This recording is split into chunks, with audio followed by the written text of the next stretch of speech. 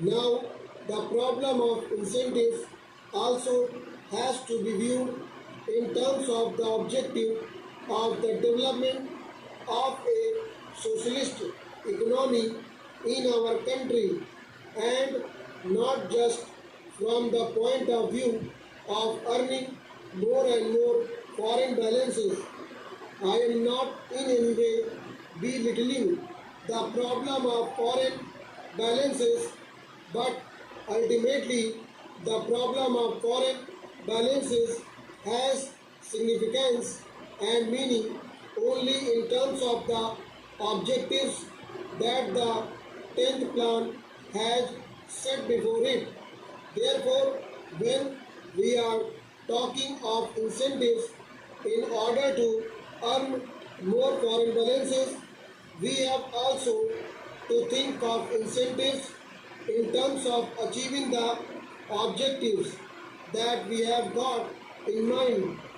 I was therefore disappointed to read the speech of the planning minister, as he said, as the planning minister at the Indian Labour Conference, in which he seems to have indicated a new approach to the problem of wages.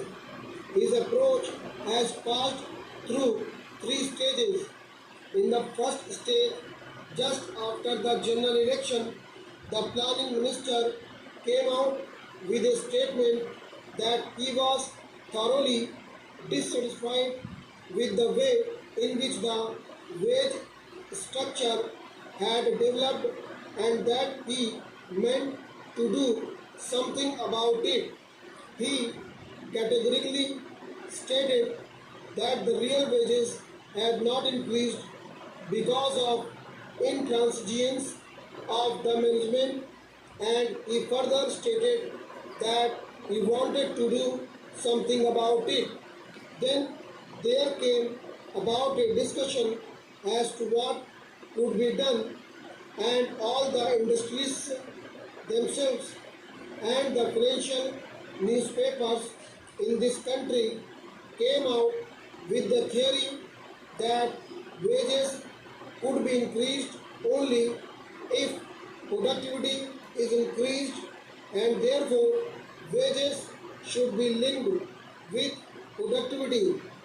That was the second stage, which increased productivity and wages will be increased. That was the slogan, or that was the principle which was accepted even by the industries.